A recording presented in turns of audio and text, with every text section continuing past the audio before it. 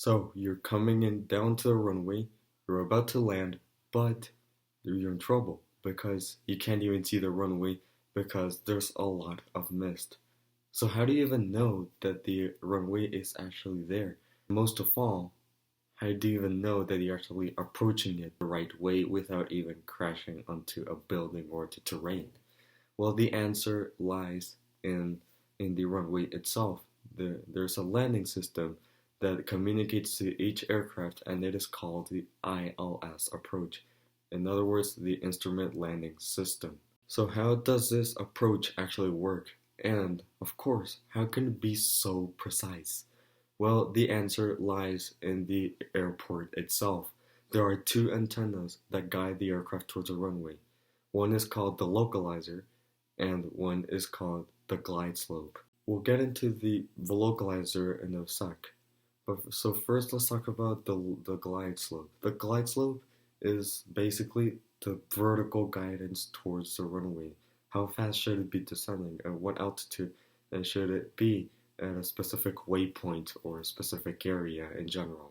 In order to illustrate how it works, let's talk about what are the PAPI lights. The PAPIs, or the Precision Approach Path Indicators, those are four lights that are next to the runway where the aircraft should touch down. Those are four lights that are color coded between white and red. Two whites and two reds mean that you're actually at the right altitude or at the right glide path. If all four lights are white, it means you're too high, and if all of them are red, it means you're too low. And based on these, you should actually correct to determine what altitude should you be. Well, the glide slope actually works the exact same way. It's just that the only difference is that the glide slope is a radio transmitter. In other words, you don't have to see the glide slope transmitter in order to know if you're at the correct path or not. The entire windshield could be completely misty, and with the instruments and an antenna that's in the aircraft, if it has one, it can actually interpret the signal as the glide path. You don't have to see the runway in order to land on it, or even less the PAPI lights. That is how useful this glide slope indicator actually is. So if you're actually at the correct glide path, in other words, if you're flying correctly towards the glide slope, how do you even know if you're actually at the center line of the runway? How do you even know if you're actually pointing, even worse, if you're whether pointing towards the runway or towards the airfield itself? Well, the answer is the localizer, which is what we're going to talk about very quickly. The localizer works actually the same way as the glide slope. It's just that the localizer is the lateral guidance for the aircraft, the lateral guidance towards the runway. The one small difference is that you have to manually set the correct frequency for the radio transmitter. One important thing to note over here is that these are radio transmitters.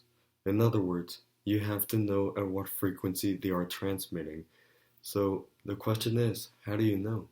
Well, you have no other choice but to check out the aerodrome charts that each airport publishes. And in the ILS approach of a specific runway, there's actually the ILS frequency at the top left of the chart. That is the frequency in megahertz, and you have to know how to set that in the cockpit, which each aircraft is different, but the setup is mostly the same. And you have to dial down the frequency in the standby, and then you just click on the swap button, and you swap the standby frequency and to the active frequency, and vice versa for the active frequency towards the standby frequency. And now that frequency which you set, which supposedly is from the localizer, it is now active, and the aircraft is trying to receive whatever signal that happens to be at that frequency, which 99% of the time is the localizer frequency from the runway if you're actually close to it.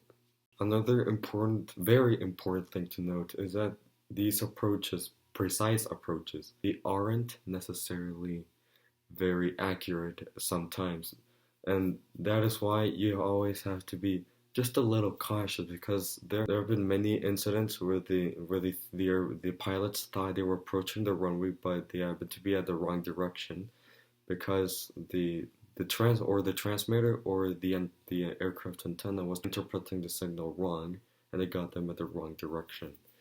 And that is why there are certain minimums towards the approach, or in more fancy terms, the minimum altitude, which it normally is around 200 feet above the ground or above the runway elevation. If you already pass those minimums and you can't see the runway, you have to execute a go around. In other words, a missed approach, and you have to shoot for another landing, unfortunately, because it is obviously for security reasons and to to avoid any one of these incidents that has already happened. So at some point during the ILS approach you're executing, there has to be a point where you have to transition from the instrument approach, in other words, looking down to the instruments, and the transitioning towards the windshield or to the runway, and basically turning your head up towards the runway and flying it visually using the PAPI lights that we talked about. But there are exceptions to this because many modern airliners, I don't think there are many GA aircraft that actually have an auto land system, and those airliners have a way to actually make the autopilot land the aircraft, and that's what we call the Category 3 approach. In other words, the runway visual range is very, very low, and the mist is really, really high. And so that is why there are times where you only have to rely on the cockpit and on the instruments in order to land the aircraft.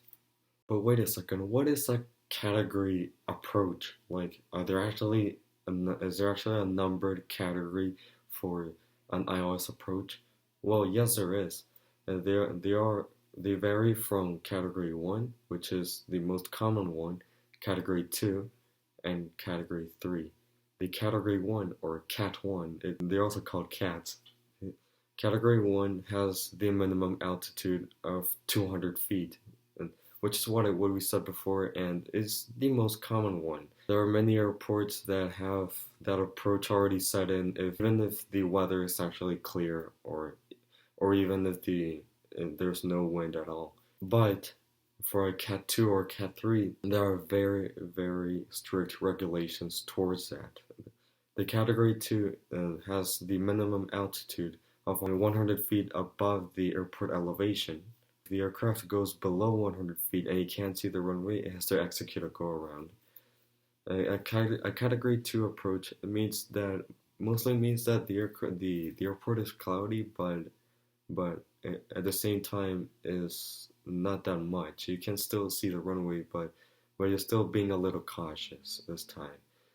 The Cat 3 approach, which is the more infamous one, the Cat 3 approach, it's where the minimums are below 100 feet, and you have to rely on the autopilot to guide you. This one is a little more risky, and that is why it's more infamous. Most pilots tend to avoid it unless if there are no exceptions to this and they have to execute one forcefully to land the aircraft. It is mostly very accurate, so don't worry about it. If you happen to be a passenger and the weather is really, really cloudy, don't worry about it. But what you have to note is that both the localizer and the glide slope have to work for a good Category 3 approach. If they don't work, the weather is a Cat 3 and the weather is Cat 3 level, well, they have no other choice but to divert to the alternate airport, unfortunately. And that is why we tend to avoid it, and we tend to execute a normal Cat 1 approach, or if it's necessary, a Cat 2 approach. The ILS approach categories can also be determined by the runway visual range, or RVR for short. This runway visual range is actually based on how much can you see the runway, and when you're on the ground and when you're not flying. If it's below 1,200 feet, it is considered Cat 3 level. And if it's more than that, between 1,200 and or 2,400 feet, it is considered Cat 2. If it's more than 2,400 feet, it is or a half statute mile, it is considered a Cat 1 approach. And also, what you have to note is that a Cat 3 approach must have special training and special authorization from the airline and many other industries in order to approve Cat 3 approach. That is why they're not that that's not the only reason why they're not that common, but it's also contributing. That is where I go that this type of approach is not that practical. So there you have it. You now know how to approach the aircraft using only the instruments and maybe even transitioning towards the runway towards the visual approach at a later altitude. You now know how to execute any type of landing without even seeing the runway until the last moment. So these types of approaches, they're actually quite satisfying because you're only relying on the instruments, and it seems that you're about to, land on the ocean or the land, but you see the runway at the last moment, and it is actually quite satisfying. So I highly encourage you to train yourself with that in the flight simulator. And these aviation videos help gain knowledge towards you, and they help you become a better pilot. So I highly encourage you to give that like button and to subscribe. So with that in mind, we'll see you on the next video, on the next aviation video, and yeah, happy flying.